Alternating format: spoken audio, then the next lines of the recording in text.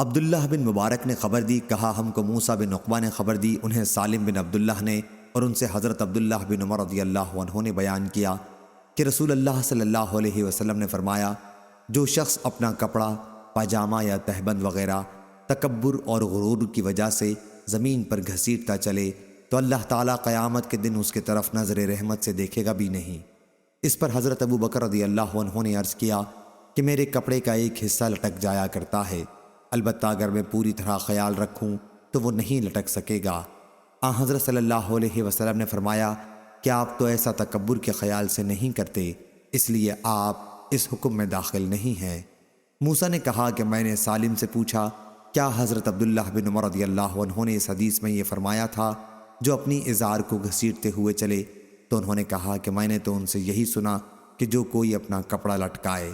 صحیح بخاری حدیث نمبر 3465۔